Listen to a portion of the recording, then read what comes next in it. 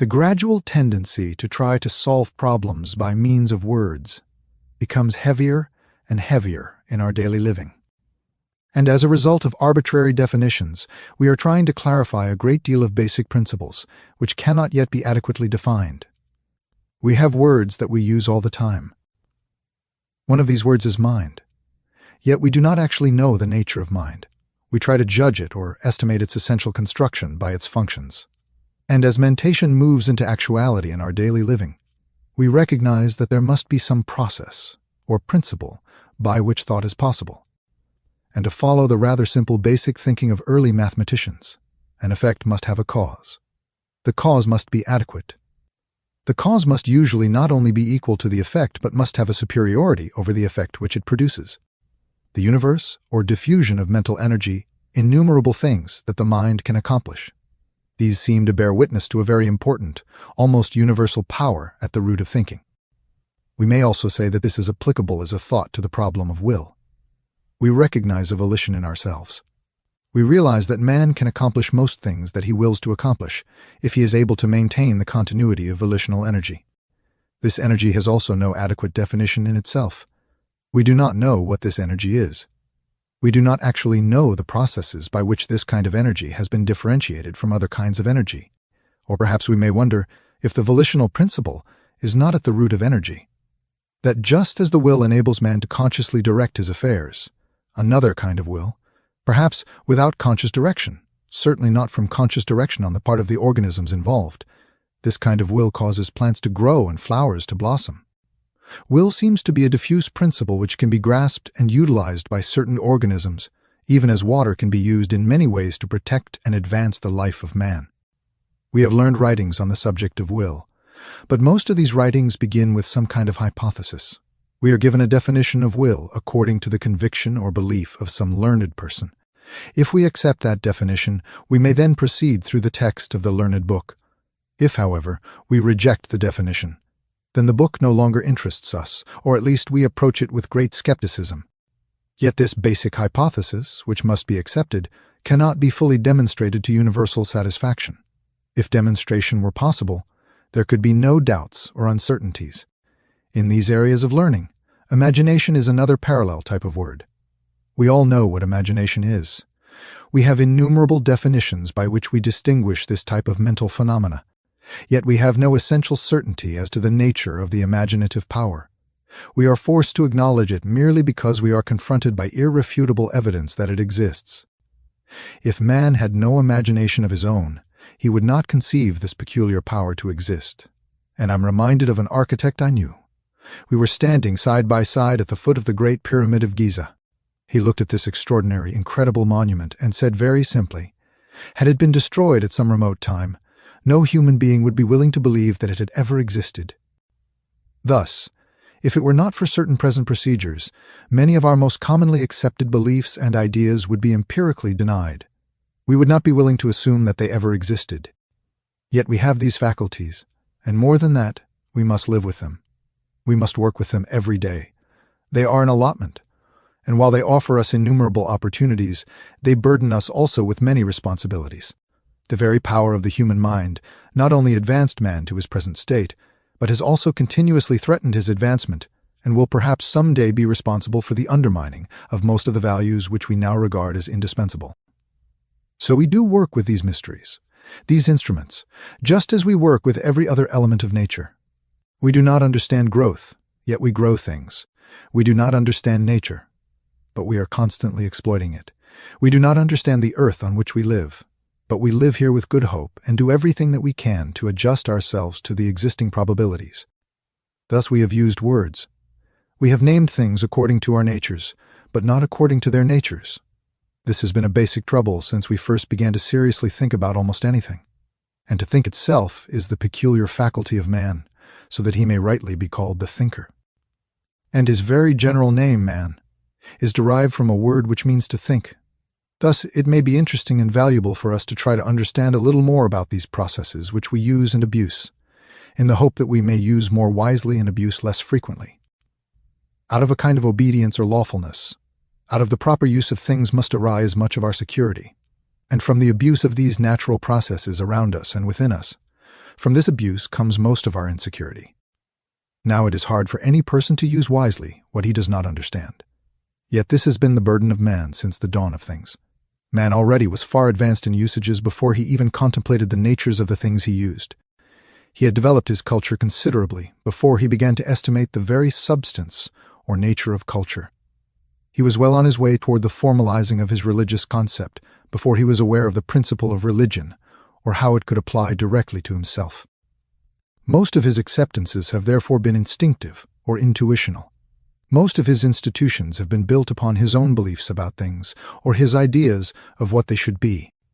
And as these beliefs and ideas became traditionally supported, they became to him facts, so that they were no longer questioned. We may therefore define a fact as a general belief which is no longer questioned. We know that, scientifically speaking, certain exactitudes have been introduced, but in the areas of basic values, these exactitudes are still uncertain, few, and dim. This morning, therefore, we want to try to see or to advance some more adequate comprehension of the relationship of the various faculties that we generally acknowledge and which we rather flippantly regard as the principles upon which they are based. And this brings us to the consideration of consciousness itself. The term consciousness is still largely a matter of disputation. Some groups, both ancient and more recent, simply do not use the word, and according to exact thinking, it is becoming less and less fashionable. One of the reasons why the word consciousness is peculiarly difficult is because it applies to a totality of value which we have been unable to adequately experience or discover. Consciousness is apparently a word which inhibits, limits, or restricts the natural inquiry of man. If we can find an ultimate word and use this as a hook upon which to suspend the body of learning, we are not inclined to do more than this. We are inclined to assume that this is all we can do. There is a certain fatality or fatalism in our thinking. We already recognize that beyond certain areas we cannot proceed, and instead of these limitations being challenges, they have become discouragements. This is especially true in the term consciousness. It stands for some kind of a totality, a wholeness. It represents some universal substance, some essence which apparently is an ultimate, so far as our comprehension is concerned. We can express things in terms of consciousness, but we are not aware of how we are conscious, why we are conscious, and what part of our complicated psychological process may be properly termed conscious. We are not sure whether this is an existing and subsisting principle in nature or whether it is something that is acquired, a byproduct arising from experience itself. We are not sure whether the word consciousness is merely a name for digested experience or the effect of experience upon the mind and emotions of living beings. No matter what we do, our very faculties cause us to give certain overtones to our production. Whenever we perform an action or think a thought, we are inclined to go beyond the very simple and immediate process. We begin to think in terms of what our old thought implies, how it naturally relates to some other thought. We begin to build bridges in many directions from an idea toward the universalization of that idea. These bridges provide us with groups of overtoned concepts, convictions, beliefs, and opinions. Some hold that these overtones are the thing which we call consciousness, that consciousness as a complete or separate thing can have no existence. This, however, is only man's attitude toward the problem. Actually, consciousness to us is an archetypal term. It represents something which we feel must exist. True, we can consider it a hypothesis, but it is a universally distributed hypothesis, and nearly every cultural group sometimes in its unfoldment becomes aware of the consciousness principle, tries to define it, works with it, becomes confused about it, and from this confusion divides the unity of its cultural effort, so that consciousness becomes in practice a cause of infinite segregation, separation of ideas, and does not lead immediately to a total acceptance of anything. It has been convenient and popular to assume, perhaps, that mind, imagination, memory, and even will emerged from consciousness. Perhaps we are surrounded constantly with evidences of consciousness which we have not been able to recognize, have not been able to organize in our own consciousness or conscious faculty. Thus it is natural for man, when he begins to think of such larger concepts, to extend his simple awareness into a field of speculation, always seeking to find more evidence to support his concept of consciousness, and always including this new evidence so that the theory of consciousness grows. And consciousness itself seems to be a constantly increasing thing. These imponderables have led to many schools of thought, many systems for attempting to apply concept or hypotheses to conduct, always assuming that if we have a larger knowledge of principles, we shall be able to give a more ready obedience to the laws governing these principles, and in this way advance our own well-being. Consciousness again offers the same basic dilemma that we have already mentioned in the cases of mind and will and imagination. Consciousness seems to require a root of its own. It seems in turn to bear witness to something superior to itself. We have never yet been able to accustom our thinking to a spontaneous generation of things. We cannot assume or conceive of orderly value arising from nothing. We cannot think of a universe created from nothing. We cannot fully appreciate the imponderable of a first cause, because our immediate reaction is, what preceded it? How did a cause cause itself? How did the first thing have an existence apart from that which is prior to first? And of course, in common sense thinking, what can be prior to first? The answer seems to be that nothing can be prior to first. This has led most thinkers, most systems of learning, into a process of regressive evasions. We do not dare to assume an absolute first, and we allow our thinking always to escape from the things first perceived to things unperceived which must have preceded them. Thus we may say, well, consciousness is first. But then we begin to estimate this problem and we begin to wonder. So perhaps we say, yes, consciousness as we know it is peculiar to the universe of which we are a part. Perhaps consciousness is the essential nature of the sovereign principle that governs all things. But this principle, in turn, belongs to a comparatively insignificant area of cosmic activity so far as we can learn, and to our humiliation, our solar system is one of the least important in space. Also, we know that around us and beyond us there exists an infinite galaxy of worlds. Perhaps, therefore, our solar consciousness arises from our cosmic consciousness. Perhaps this, in turn, arises from the consciousness of a galaxy. This, in turn, roots in the consciousness of that compound which makes up all galaxies. And so we go merrily on our way, pushing back the boundaries of first cause and also gradually entering into an atmosphere so rarefied that we have no practical thinking at all. This type of situation must cause us to limit terms. If we do not limit our thinking to that which is conceivable, we rapidly fall into that which is inconceivable. And this last term is not a larger one, it is merely the substitution of the concept of chaos for that of cosmos. Now this does not mean that we must deny what lies far out and way beyond.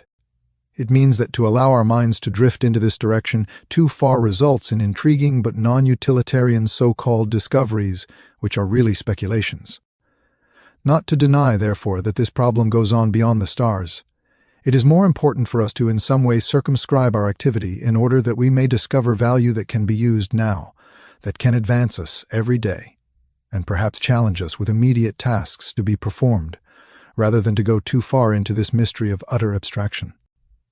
This was the concept, certainly, of Buddha. And it was likewise the opinion firmly held by Socrates, that the proper study for mankind is man, that until we solve him, we have much yet to be accomplished. In our solution of him, however, we do not need to lock all our thinking within the frailty of his corporeal estate. We may leave open this door to infinites, but perhaps we should peer through cautiously, lest we become so involved in things beyond us that we lose all interest in the things that can be done.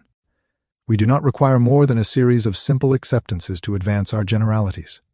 The rest awaits those ages yet to come, when man's own faculties may have a better grasp of things now beyond his comprehension. So for our purposes, we cannot deal with ultimates. They are beyond the possibility of being handled reasonably, same way, purposefully by mankind.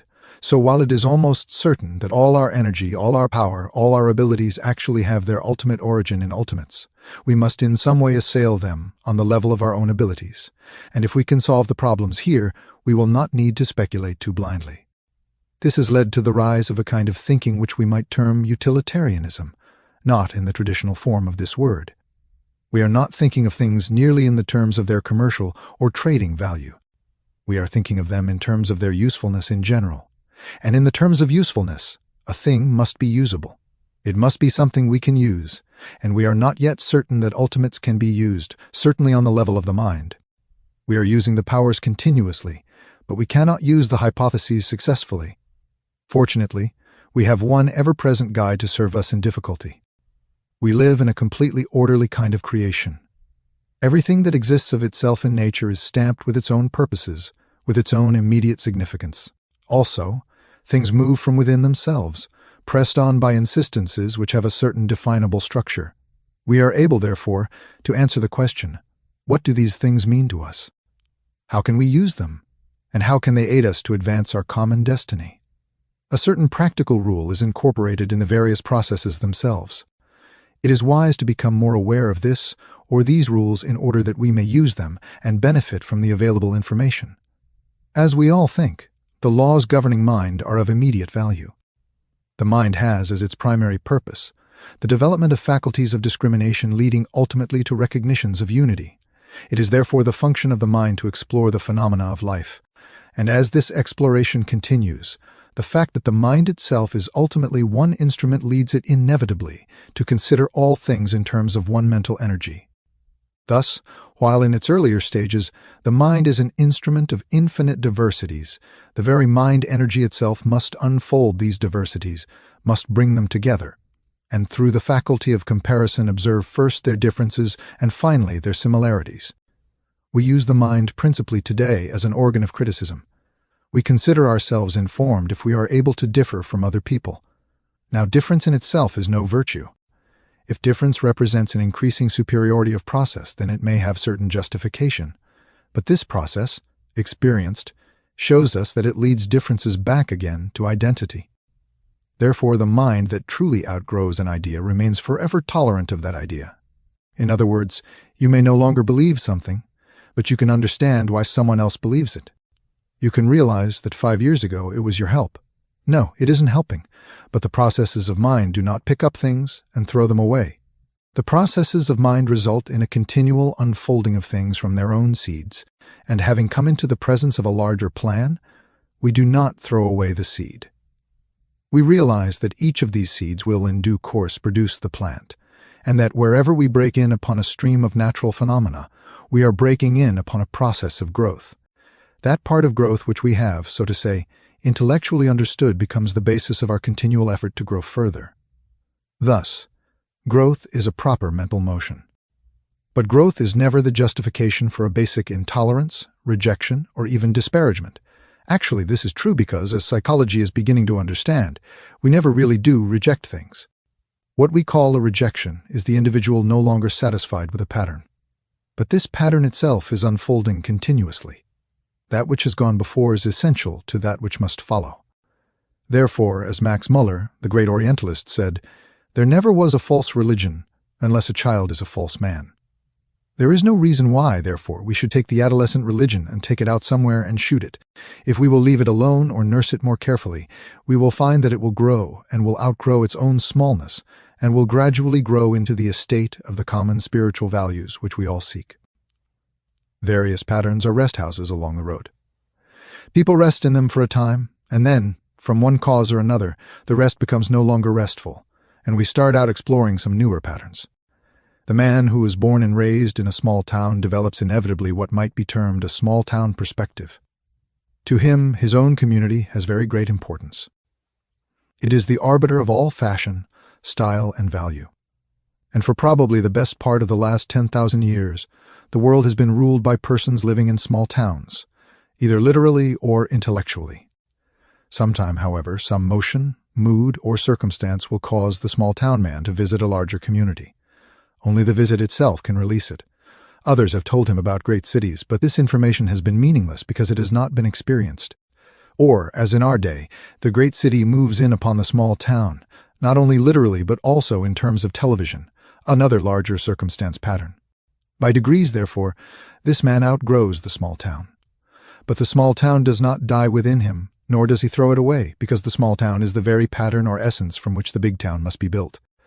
The small town is always there. When we look back upon the Cro-Magnon man wandering about with a stone axe, fighting cave bears, we give thanks that we are no longer like him. But this caveman was not buried with the ages. He is a solid substratum of our present existence. Without the caveman we could never have been. He is not dead, he is merely part of the foundation of things. Everything that we outgrow becomes part of the foundation. We are either reaching up to knowledge or stepping up upon it as we would upon flights of stairs. It would not be very useful to us if someone took away the lower step of the stepladder while we were at the top. It probably would result in another one of those famous do-it-yourself accidents. This growth is a natural process of unfolding from the old to the new. The old remains necessary. It gives us the basis of comparison. It provides us with a means of knowing that we are no longer with the old, for if we could not come into some contrast with it, we would be living in a vacuum in which we could never tell whether we were moving or standing still. Thus, all things have their proper places, and it has been observable in mental phenomena that the true growth of mind is attended by increasing temperance of mind, that the person who thinks better understands better, and therefore out of understanding there is a gradual overcoming of the instinct to conflict. Most persons spend too much of their energy in conflict of some kind, of attitudes or of opinions or beliefs. Conflict is not a purpose for which mind was created. It is the possibility of mind that all conflicts shall be dissolved, and that out of growth of mental energy and the expansion of its power, man puts the universe together. He then makes the interesting discovery that things which appeared to be unartistic or valueless will gain new meaning when they are arranged properly and according to the principles involved. All nature's patterns are essentially harmonic. It merely remains for us to find the harmony. So our speculation about the nature of mind leads to a very basic conviction which has utility, namely that mind is the power which by its unfolding permits us to include more and more of the unknown or the rejected. Instead of assuming therefore that mind lifts us head and shoulders above our adversaries, mind simply refuses to accept an adversary, and gradually proceeds along its natural course of transmuting all dissonances and forming of them new patterns and compounds of consonants. This is important to us. It gives us a simple yardstick. It tells us that we are wiser because we reject less. We are wiser also, however, because we discriminate better, and out of true discrimination we rescue ourselves from inadequate beliefs by permitting these beliefs to unfold their own adequacy and to gradually fit into patterns which become comprehensible to us. St. Paul says, "Milk for babes, meat for men." But if we today, in mental optimism, should resolve to feed the whole world meat, we would be in trouble. We would still be required, in the spirit of proper understanding, to recognize that all degrees of life exist, and that our real end is to assist these degrees to mature themselves and not to pass arbitrary judgments upon them.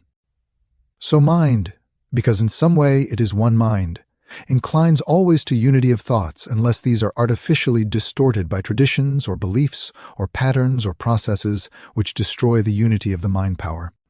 It also naturally follows that various minds have different attitudes and aptitudes. But difference is not the base of discord unless the thinking itself is shallow. So in our daily living, we will find considerable comfort in allowing mind to direct us toward a continual seeking for value and a tremendous sympathy for the growth of things, their unfoldments and their developments. And through these attitudes, increasing unity of our own resources.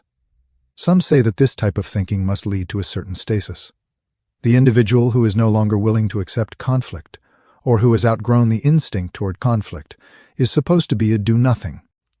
When we say, or do nothing, we simply say that this individual refuses to make previously fashionable mistakes, refuses to be part of a pattern which has destroyed his world from the beginning.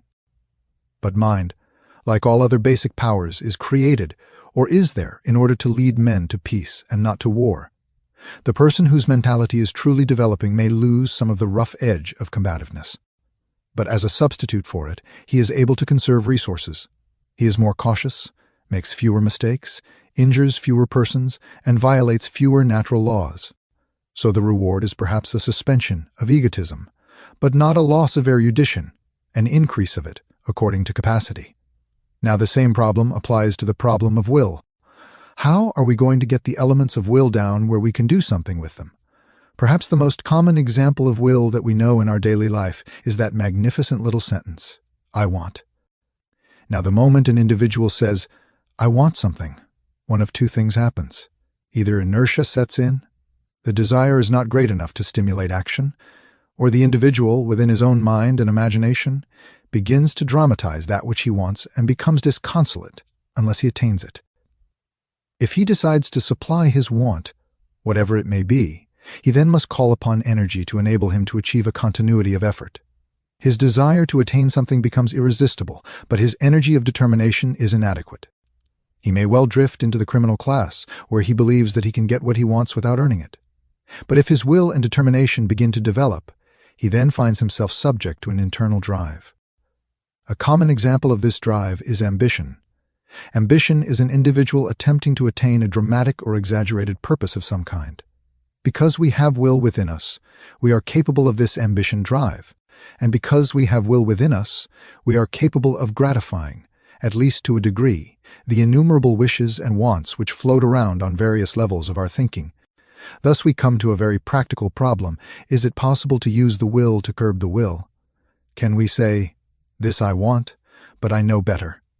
Therefore, I am now going to set about the desperate procedure of overcoming my own desire by the very substance of that desire itself.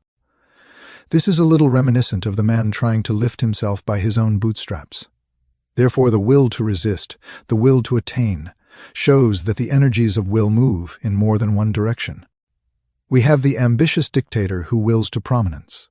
We have the hermit and the holy mystic who wills to humility. We have the person whose will causes him to desire to conquer all things, and another equally steadfast in the expression of his determination to renounce the world and to retire entirely into a state of willlessness, to accept only the purposes of the divine in his own life. Will, as we understand it then, is simply this availability of the continuity of effort. It is an energy which can energize various purposes suggested by the mind and the emotion. Well, the mind and the emotions are constantly providing purposes, and the will is constantly energizing them. The result can be and often is pandemonium. The will apparently does not possess discriminative power, and by this it is distinguished from the mind. The will is like the electricity in a wire. We can use it to light a house or electrocute a man in prison. We can have short circuits at almost any time, and most of the contrivances that we maintain by these electric circuits are far less interesting and remarkable than the energy that maintains them. So we have this electrical possibility of doing almost anything we insist upon doing. If will becomes exaggerated in our own conduct, we are termed willful, and this is not a symbol of approval. It generally means that we are aggressively determined beyond a pleasant or constructive degree. It means that we are willing to sacrifice value for less than value, sacrifice people for our own purposes, sacrifice principles for our own advancement. Such intensities are not good. Thus it seems that will, like all other motive powers, is really intended to be controlled. The will can be likened to the waters of a river. The waters in the river are controlled by the banks of the river, forming courses by which their channels are directed back to the sea. The endless flow of water through these streams can be likened to the endless availability of will. Any person living by the shores of the river can make use of its waters for his own purposes if he has the wisdom to do so. The waters are not of themselves purpose in the way that we think of purposes. Thus, will, as energy is forever available, must be used by us, but our own use of it must be determined by something. And most of all, our good reveals that it must be determined by a faculty of judgment and a faculty of principles. Thus the mind, informed and enlightened, can make moderate use of the will to attain those ends which are known to be proper and necessary. But a mind unenlightened will make inordinate use of the will to achieve ends that are not purposeful, meaningful, valuable, or right. Thus, every day we have a will allotment. When we get up in the morning and say, today I conquer the world," this is merely a statement that we feel good, that today we can do things. It's rather unfortunate, however, to wake up with this feeling and have nothing worthwhile to do. This also suggests the probability that what we cannot use, we will abuse, and where our wisdom will not direct our energy, our habits, or our ambitions, or our appetites most certainly will direct that energy. So now we recognize the concept of power as we know it in our daily life. We are duly concerned today over the danger of the abuse of atomic power. This abuse, however, is merely a vast statement of man's personal abuse of energy. It now lifts this abuse to a great level of potential good or evil, but it is the same basic problem. We must either use to create or use to destroy. In our daily life, our own quietness, and in the daily concerns of our living, it has been the advice of the wise that the individual should energize his will processes more than necessary to the accomplishment of his proper purposes. That he must discriminate, that he must not be headstrong, that he must not be determined, nor must he become so addicted to some desire that it is impossible for him to change, alter, or modify that desire. This brings desire into the will pattern. We now realize that will can be energized either by thought or by emotion. Usually, however, the greatest energization is from emotion, and it is the purpose of thought to apologize for the inordinate use of will by emotion. The mind becomes the great apologist. It is the justifier. It is not that which proves things to be true, but argues its way into the fulfillment of its own premeditated purposes. Will, therefore, in our common thinking must be directed by some form of maturity. The willing of the immature will always be immature. The willing of the mature will always be mature. Thus, we have power, but the greatest of all virtues lies in the moderation of that power. In Japan, there is a very wonderful tradition accompanying the Japanese sword. Up to very recently, the sword, of course, was the symbol of gentility in Japan as it was in Europe during the Middle Ages. A man's sword was the symbol of his honor. He was never to draw it in a dishonorable cause. He was never to fail to draw it, even at the cost of his life, in the defense of those principles which he held to be true. Now, of course, we are not quite so certain that the cult of the sword was the answer to everything. Perhaps it was the best at that time. But you will remember that if the Oriental venerates his blade, we have done the same. For all through the Middle Ages, the hilt of the sword was the cross of Christ. It was bound directly to the concept, and if on a battlefield a man was dying and there was no priest or other religious available, his companion could draw his sword. The dying man could kiss the cross handle and receive absolution. It was a sacred as well as a profane symbol. Now in Japan, the code of the samurai, or the two swordmen, was very simple. It was the same code of chivalry, but one of the greatest of their men said at one time, "The true code is this, that it takes great courage to draw the sword in the defense of principle. But it takes greater courage to be true to principle throughout life without drawing it." Therefore, the true samurai is a man who wears two swords and could instantly draw either, but because of his own character, he may die before he draws either. Now, this is an interesting thought, but it has to do with the use of the sword as a symbol of will, symbolism that has existed throughout history. The problem of the individual who, having will, which is his greatest weapon, must also be the knight of chivalry who may die rather than draw the sword. And where it is necessary to the achievement of human character, it is important that the power of will shall not be energized for any inferior purpose, but that, as the ancients pointed out, the proper use of will is to energize aspiration, the inner desire, the sacred desire of man to grow closer to the truth and to his God. These are the high purposes of will. These are the knight-errantry of the power of will, and each individual can use it somewhat in his daily life. Today, with a bank account, with credit, with influence, with the infinite potential of going into debt as a basis of a satisfactory social status, with opportunity to do much more than our ancestors could possibly even have imagined, it takes great courage to be moderate. But moderation is the price of peace of mind, peace of soul. The individual is a victim to his will, a victim to a tyrant which will ultimately destroy him. Now, imagination also has its undertones and its overtones. It is wonderful to have a beautiful imagination. It is wonderful to have the power to create an entire legendary lore within ourselves.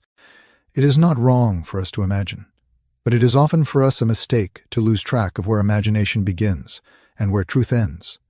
Our tendency today, because we are an undisciplined people, is to assume that imagination is a valid instrument of fact.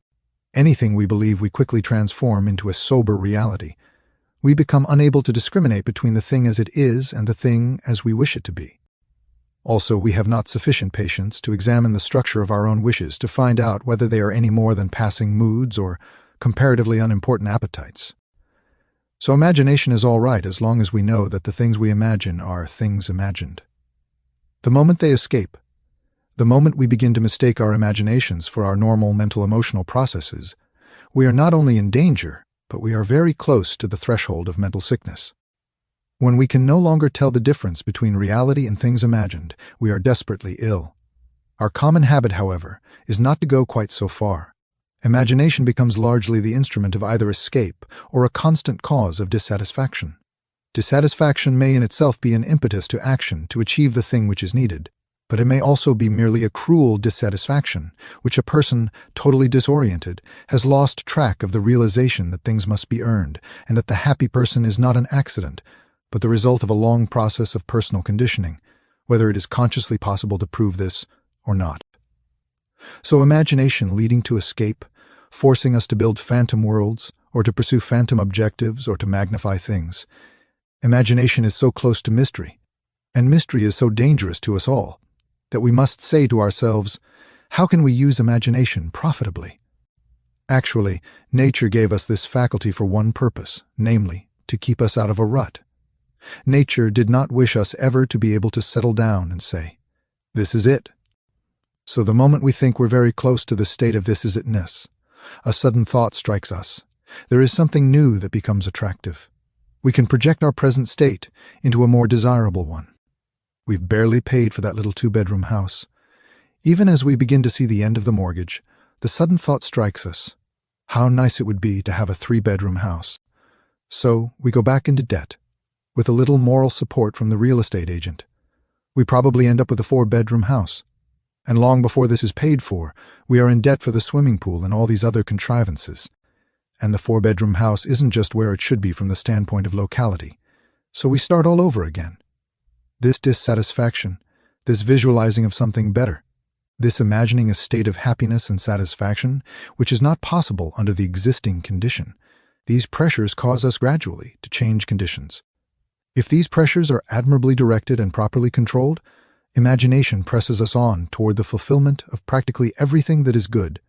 We can imagine a utopia in which there is no war. We can imagine the end of crime and of poverty.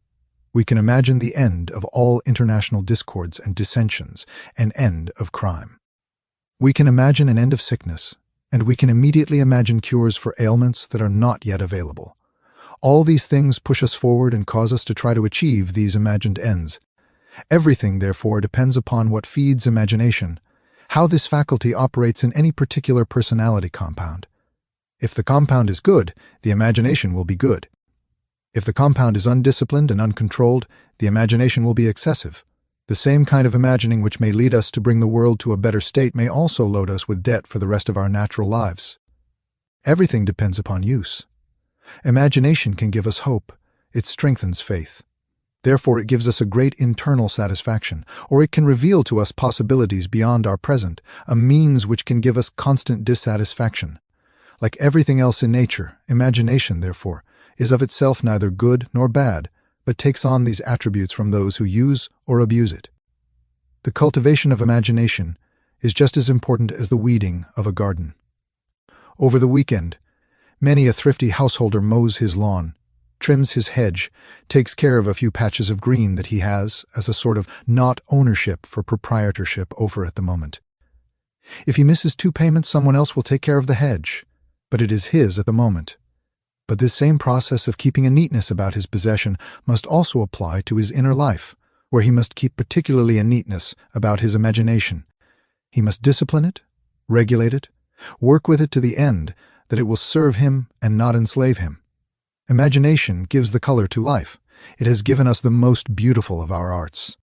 Certain of the monstrosities which now almost terrify us when we go through the Museum of Modern Art in New York, which is, I might say, a harrowing experience, but imagination also causes some people who see these productions to pause in their tracks and say, well, they must mean something. Maybe I'm stupid. Then we begin to develop imagination of inferiority. Any way we turn, imagination pulls us away from the obvious toward that which we desire to believe or which we wish to understand. Therefore, in our everyday thinking, imagination must be directed. It can be beautifully directed. It can be enriched by art and literature. It can be strengthened by aesthetic creativity.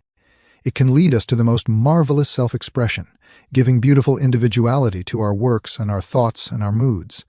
But it must be controlled. Without control, we are lost. Now, if we have already considered these 3 different factors, we now come around again to the coordinator, consciousness. Consciousness is involved in all these processes, but consciousness seems to be that something which stands apart from them. There is something that says, I can control my will. Not only does it say this, but with a little action and with not a great amount of incredible endeavor, this will can be controlled. Then there is something that also says to us, my thoughts are important, but I have the right to change them. I have the right also to exercise the power of myself over my own mind. Or we may say imagination is a beautiful thing and it's a wonderful experience, but I hold the right to discriminate between these various works of discrimination or of imagination. So we get around again, and there seems to be an interrelationship of these things. When we say that we have a right to control our imagination, we almost always mean that we have a right to exercise the power of mind over the power of feeling. Or if we decide that we are going to restrict our willfulness, we mean that we have the power to exercise reason or the strong dictate of the heart over some ambition or purpose that seems to be getting out of hand. Thus, it looks at first as though these various divisions act as censors upon each other, that we use one to balance the other, that we are constantly playing a very delightful game, checking and rechecking as in chess, working out elaborate strategies of some nature to protect our own survival. Thus, it would appear that there is an I-ness in this somewhere. There is not only the game with its various pieces and pawns, but also the player, in this case, a kind of master of solitaire who is constantly playing a game against probabilities on the one hand and other probabilities on the other hand. This player seems to possess something that the separate parts of the compound do not possess, but perhaps most of all the power to use the parts for or against each other. There has to be something by means of which the relationships between these various faculties are governed, and these faculties are forced to conform with some kind of an almost unsuspected grand strategy. The ancients assumed that this grand strategy was within the abode of consciousness. But consciousness, therefore, had the power forever and always either to control the game or with a sweep of its hand to cast the men from the board. That this thing called consciousness was more than a coordinating factor. It was an overfactor. It was another unity in which all these other potentials existed. It was the common ground in which mind and feeling and will and imagination had their root. This common ground has to, in some way, be the supreme and sovereign dictator over that which is produced from itself. These parts can never escape from their own totality. Departure from this totality would be to be left without source, would be to have the taproot cut off, for they all participate in some vaster common over-principle. This has led most people to assume, therefore, that consciousness is the player behind all phases of the game, that this player is not the mind, nor the will, nor the imagination, that reason is one of the instruments of the game, but is not the primary instrument, that all processes of mental and emotional and even physical excellence merely reveal the possibility of this excellence, and that the possibility lies rooted in a principle or a cause superior to its own parts. Thus, a sum of parts partakes of this commonness of principle. The sum of parts appears to become the instrument of consciousness. Consciousness apparently refuses to reveal its own nature in divided parts. Wherever we find a part of consciousness, we name it something else. We may name it mind or will, but we have never yet been able to examine total consciousness, consciousness per se. We have never known, anyway, of examining that which is the sum of all the parts of energy which we can explore. One of the reasons, of course, is that the total involves so many energies which are not available to man. Therefore, it cannot be experienced by man. Yet at the same time, all phases must have been experienced at some time in the past or must be experienced in some time to come in the future. For all forms and integrations of nature are merely aspects in the unfoldment of totality. Consequently, our knowledge of consciousness must gradually unfold. There is no dogma for it. We assume, however, that consciousness in the individual is the sum of his parts, the total possessor and the total possession. Thus, we observe that in most normal persons there is a consciousness factor, a sense of obligation to the value of self, a sense of the rightness of preserving the integrity of self, the sense of the desirability of adequate character, the sense of the importance and dignity of integrity, of value. This we have. We do not have it clearly enough to always obey it. We do not sense it with sufficient impact to cause it to prevent us from a variety of mistakes. Yet we possess it, and by the cultivation of it we enlarge our power to understand and know it. Therefore, for practical purposes, consciousness simply means that every individual is suitable by his nature to the correction of his own faults. He is also suitable by his nature to know what these faults are without outside assistance if he wishes to make the effort. He also has within himself the intrinsic capacity to know what is next for him and what is good for him. If he possesses this power, the key to his own salvation is in his own keeping. We affirm this to be true, but point out that the estimation of this and the cultivation of these values may be regarded as a lost art. Lost because it is neglected and ignored, not lost because it is unavailable at any and all times.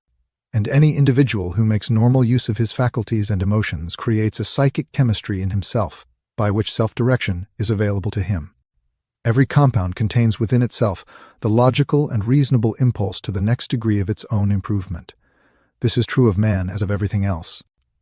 This means that it is possible for a person to daily improve by voluntary decision. It is possible to outgrow any weakness or limitation upon character by which our lives may be threatened. It is possible for us through mind, will, and imagination to provide a continually more adequate instrument for the expression of the total nature of ourselves, which is consciousness. This process, going on continuously, will prove to us beyond any doubt that nature has incorporated into every structure the secret of its own survival, that nature has left nothing in the created area devoid of the means of its own growth, and that the problem of man is that his faculties being more complicated, it requires greater consciousness on the part of man, whereas in many kingdoms this effort is still instinctive. But conscious effort also means that properly used, the endeavors of the mind and emotion will result in a far more rapid growth than can be present anywhere in which instinct alone must direct procedure. Thus the bees have wonderful industry, but it is a slow and difficult process for these little creatures to unfold their natures. Man is able to grow fast because he can make growth a process of conscious endeavor. These elements therefore add together to show that abstract cosmic speculations can be brought down and can become recognized factors here and now for persons who are thoughtful and determined and sincere in their desire to live better. Sincerity plus a measure of resourceful determination will accomplish wonders in the life of every person. Time's up, right on the button. Now I'd like to call to your attention first of all, before anyone gets away, that there will be coffee this morning out in front or in the patio. I'd like to say that there is a new lecture on the table in our lecture note series this morning. Psychic Self-Reproach, the process of the transmutation of remorse to realization. Also the winter issue of our journal. The special issue, which is enlarged as it was last year, to contain a complete essay which I have prepared on science and immortality, is now also available on the table. We'll also have some other back lectures that are now here for persons who will be interested in reading some of the notes of earlier lectures, most of which are not dated.